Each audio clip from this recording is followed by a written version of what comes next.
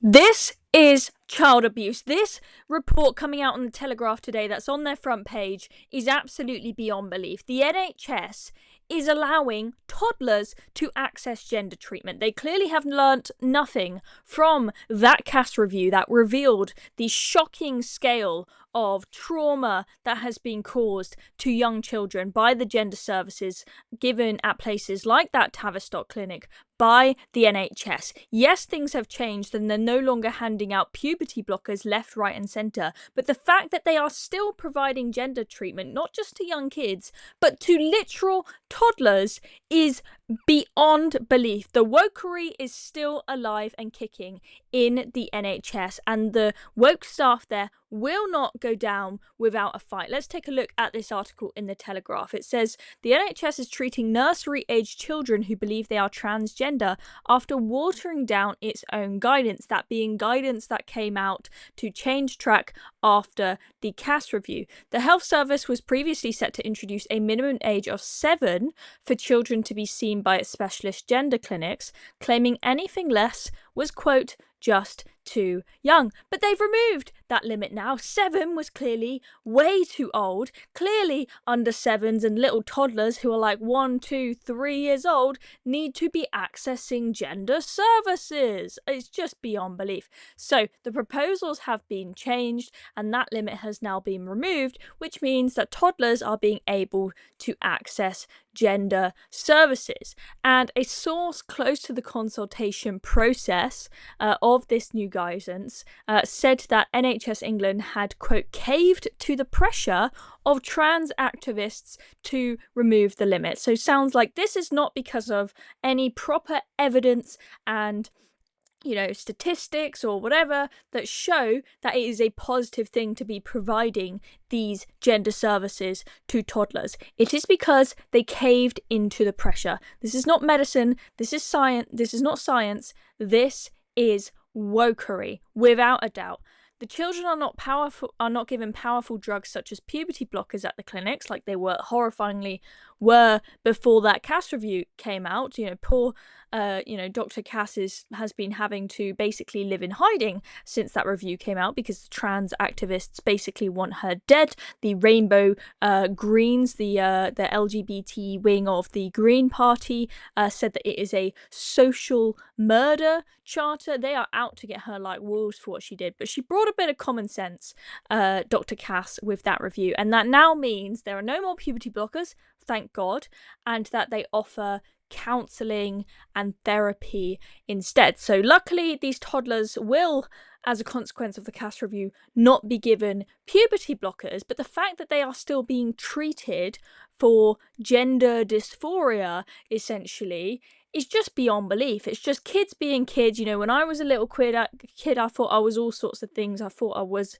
a mermaid, I thought I was a cat, I thought I was a unicorn and whatever it is, right? But that's just kids being kids. They grow out of it. They might try on different coloured clothes. Okay, it's normal. They do not need to be accessing gender services. You are going to mess up these kids if you tell them, you need to go to therapy and counselling and gender services because you were born a boy, but now you say you like the look of that pink dress that you saw in the shop.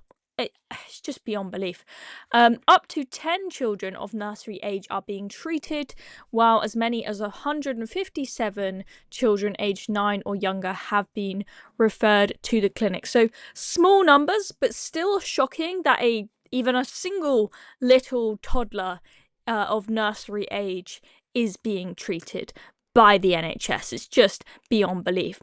Now, we've spoken about the CAS review that came out. That obviously changed what was happening at the clinics from the use of horrible puberty blockers to now what they call a holistic model. And now what's happening is that children are, and I think this is good, they are being tested for conditions like autism and having mental health assessments because we know that the proportion of transgender people who are autistic is way higher than the proportion of autistic people in the general population. There is a very clear correlation between these two.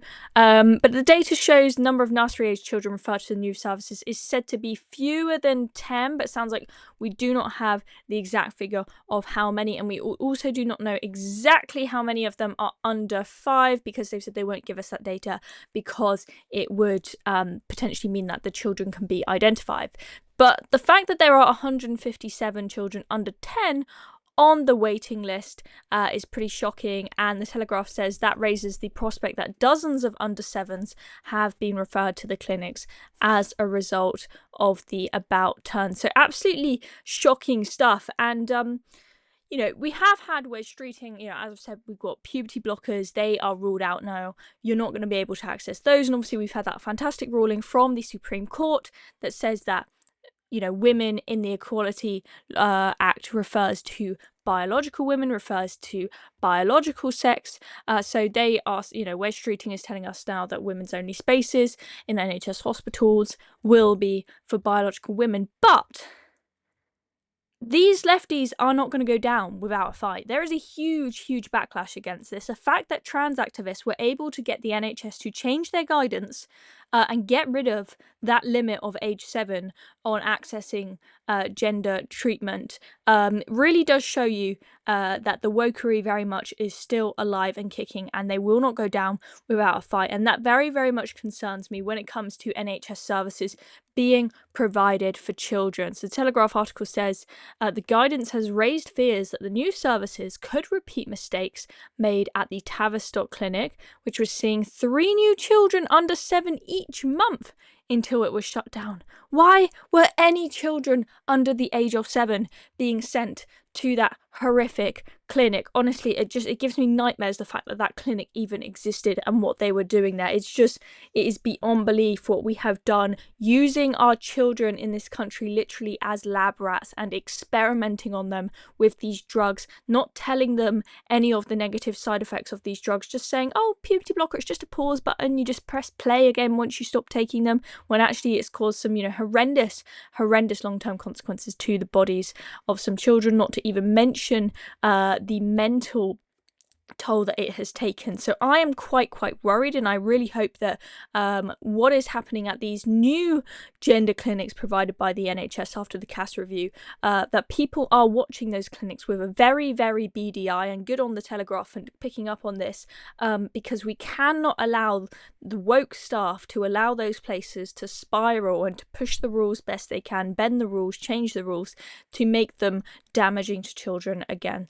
It is scary, the direction things are going in. They have not learnt their lesson after the Cass review. They haven't learnt their lesson after the Supreme Court ruling, and we must continue to fight back against this abuse of our kids. Anyway, I'm Chloe Dobbs. Thank you for watching this video. Subscribe to Reason for more videos like this.